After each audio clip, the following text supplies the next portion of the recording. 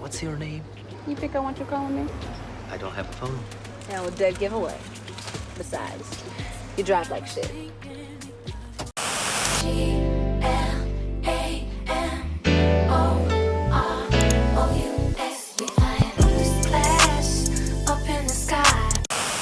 What do you get when you mix martial arts, murder, forbidden friendship, and one of the best soundtracks of the early 2000s, Romeo Must Die, a film that had no business doing as much as it did, and yet, somehow, it worked. We've got Aaliyah in her acting debut, Jet Li kicking everybody's ass and stealing their cars, and enough plot twists to make your head spin. This movie gave us chaos, betrayal, and choreography, all wrapped in leather jackets in early 2000s fashion and vibes. And while it may not be perfect, it gave us moments. As always, while watching this movie, I noticed some things, and I have my thoughts. But before we get to that, it's time to recap. So let's get into it.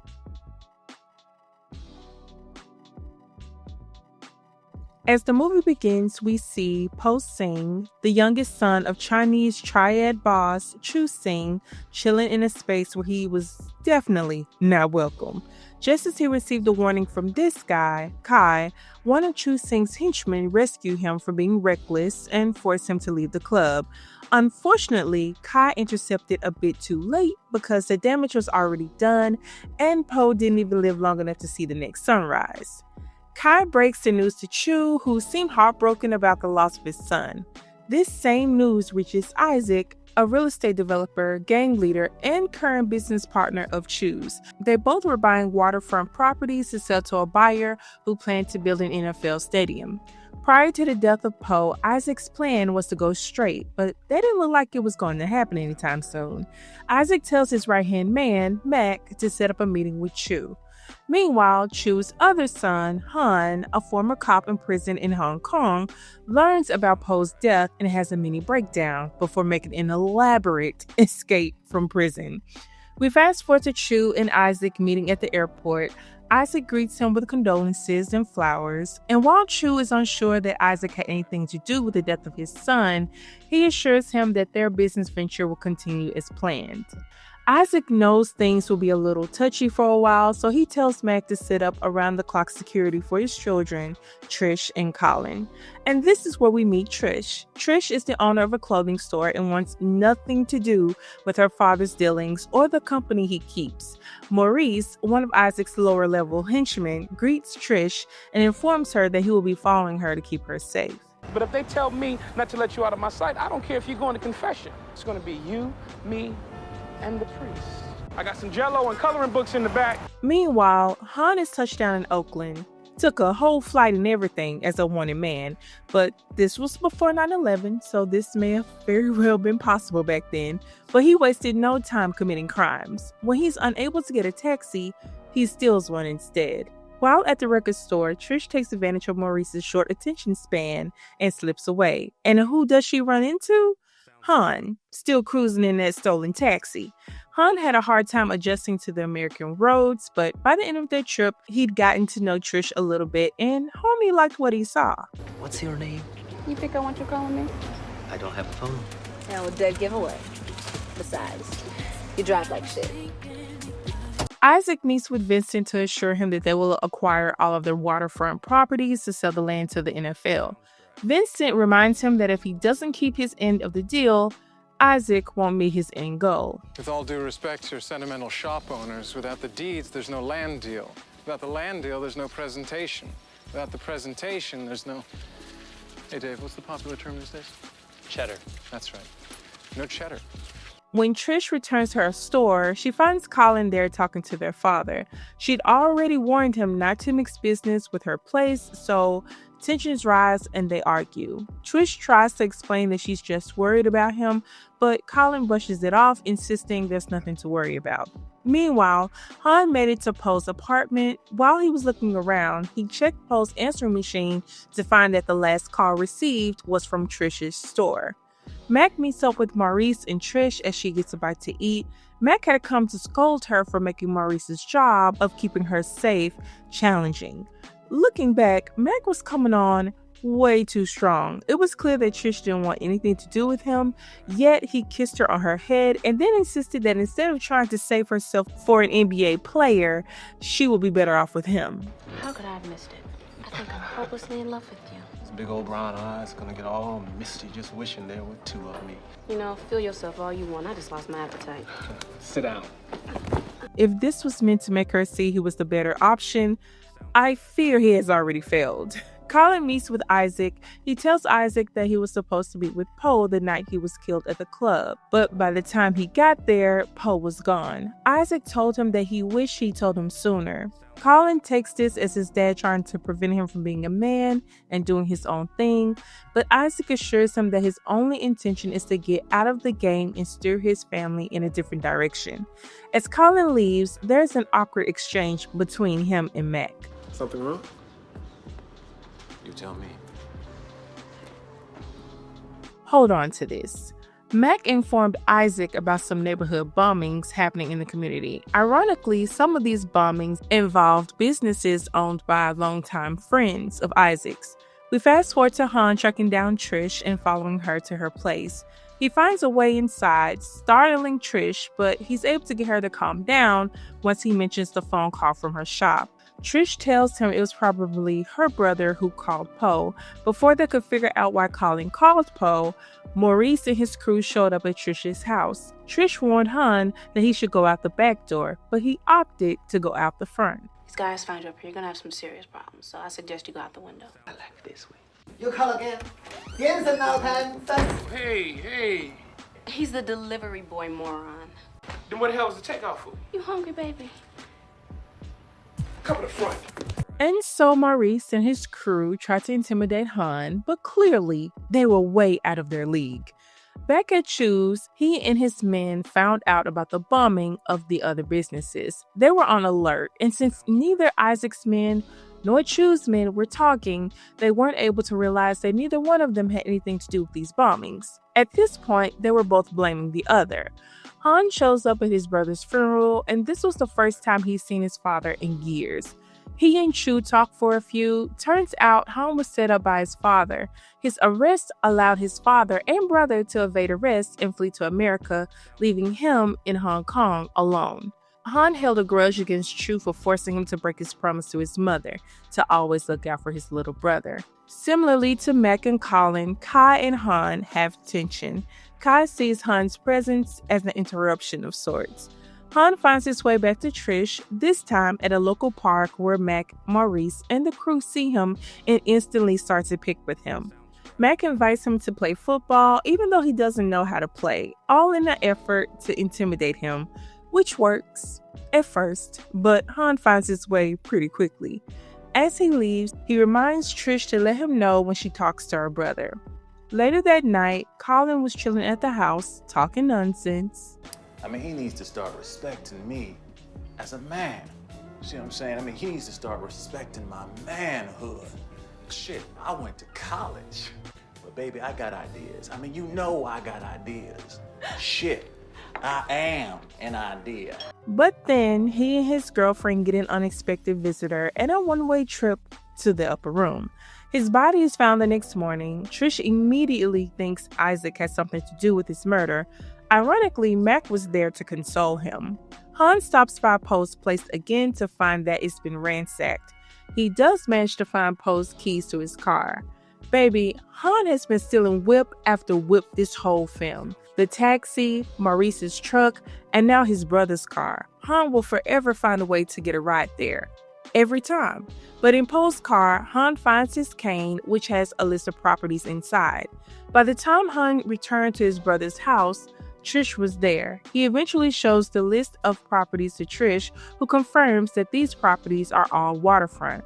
Trish and Han go off to investigate, and they go to this first property on the list, a salvage yard, and come across a fresh crime scene. The suspects barely had a chance to leave, and they spot Han and Trish, and a chase begins. They manage to get rid of all but one of the suspects. The last suspect was a girl, and Han wouldn't fight a girl, so he used Trish to his advantage. Sometime after, Han came to visit Chu to inform him about what happened at the salvage yard. At this point, Chu still claimed that this was Isaac's doing, but Han knew better. He suspected that it had been a hit by the Chinese, but Chu insisted the Chinese families wouldn't betray him and that he should watch out for Trish. Meanwhile, Mac was still intimidating his way around the bay. Funny things about crabs in the barrel, they can't climb out and they don't want to stay in. I guess they're strange like that, huh? Yeah.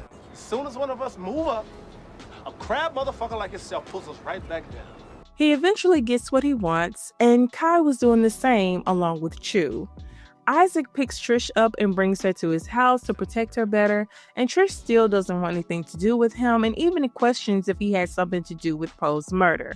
While she wasn't happy about being there, being in a familiar space that housed all the memories of them once being a happy family brings down her shield just for a little bit. As they're talking, Mac tells Isaac he has a phone call from Vincent. Vincent tells him he'll have his check that night. Silk, the owner of the nightclub at the beginning of the movie, was the last business owner left to negotiate with. As Isaac is outside of Trish's room, Han found himself outside on the deck. Trish lets him in, and they manage to prevent Isaac and his henchmen from seeing him. They sneak out to Silk's club, barely making it through the bouncer.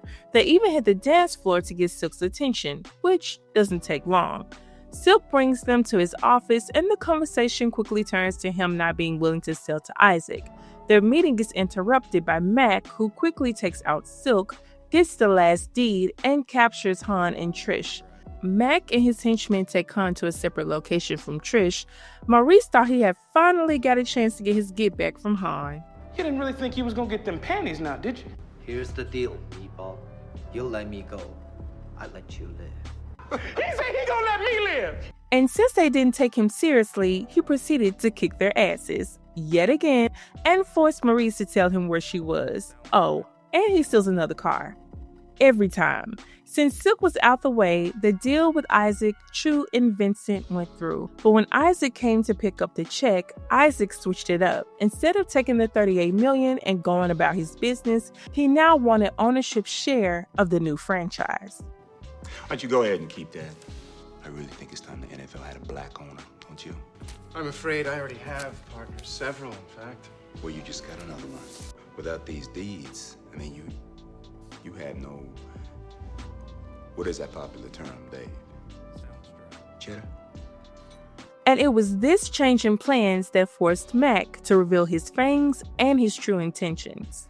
As of right now, Isaac O'Day Development is getting straight jacked by Machiavellian Incorporated.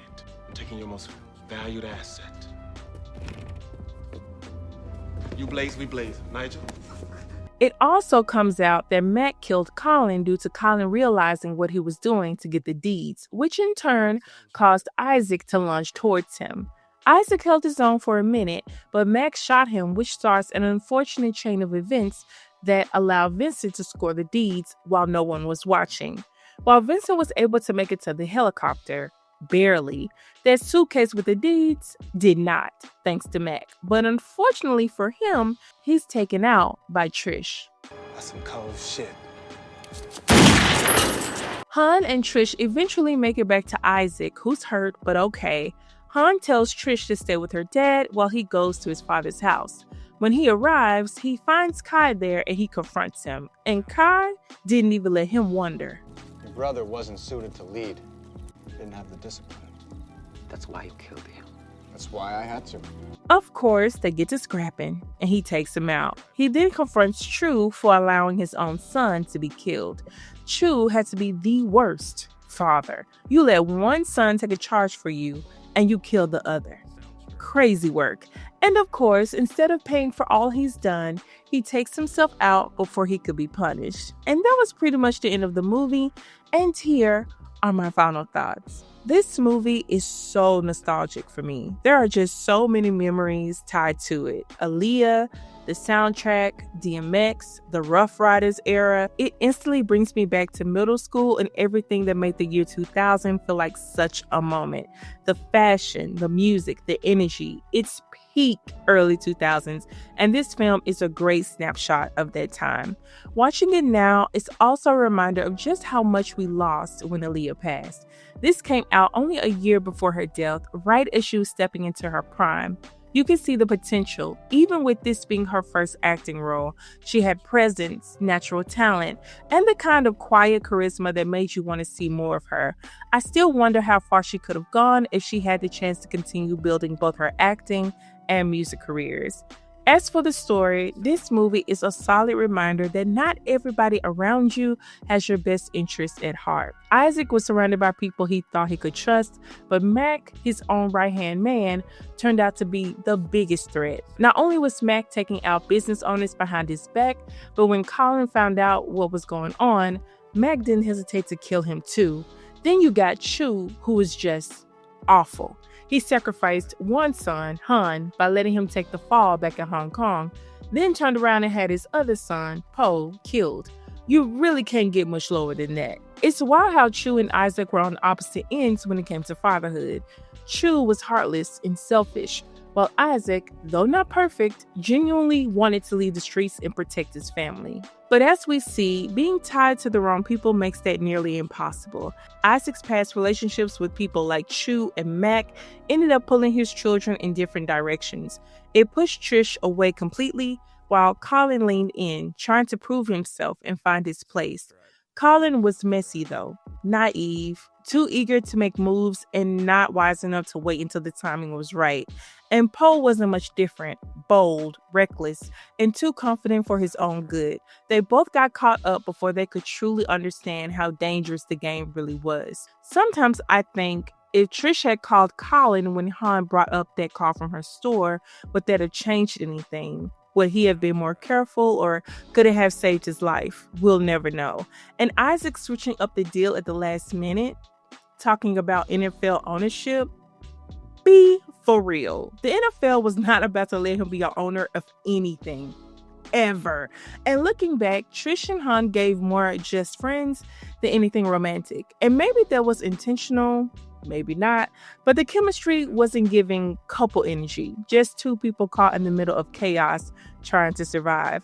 Also, I really thought DMX had a bigger role. He was literally in 2 scenes, but the soundtrack had such a strong presence that it felt like he was all over the movie. Try Again, Are You Feeling Me, Back in One Piece, We At It Again. Every song was a hit. That soundtrack carried the moment, one of the best of the era, hands down. In the end, we really missed out on seeing how far Aaliyah could have gone, but I'm grateful we got this piece of her. Her music, her presence, her vibe, she left a mark, and Romeo Must Die will always be a part of their legacy. Anyway, that's it for this review. Please like, comment, and subscribe if you haven't already. As for the next review, all I'm gonna say is 2003, this movie has suburban moms clutching their pearls, a troubled teen, a bad influence bestie, and enough eyeliner and angst to fuel a hot topic. If you know, you know. See you next time, you guys. Bye.